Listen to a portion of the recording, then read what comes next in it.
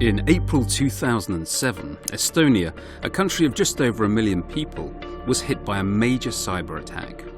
Banks, broadcasters and government organizations were just some of those whose systems were attacked.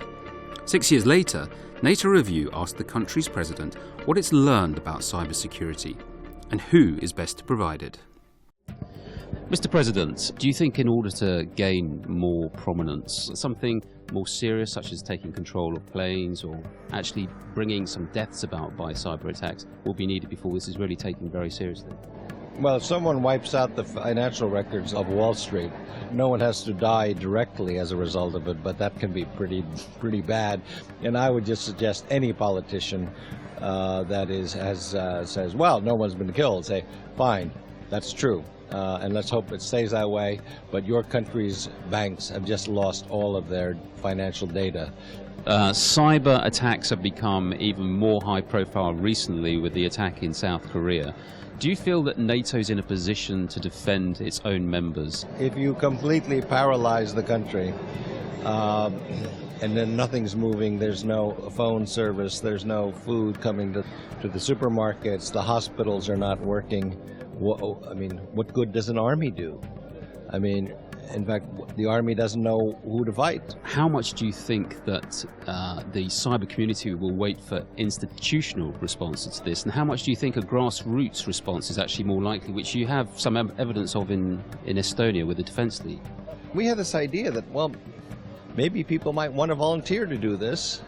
And so we offered this program whereby people who work in the private sector and IT can volunteer their services just like a National or Home Guard does. Just a couple of hours a week, a couple of weekends a month, or a weekend a month.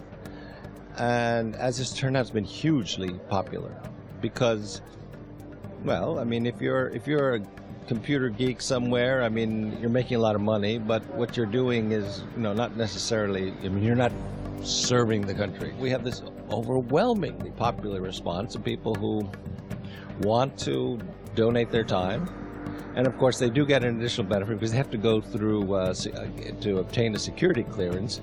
So if you're in the private sector and you're sort of designing, Angry Birds, say, we have a lot of the people who design Angry Birds live in Estonia, and then suddenly you're saying, well, now you can defend your country and you get a NATO security clearance because we won't let you do it unless you do it. So you go, wow, I have a NATO security clearance, and it works.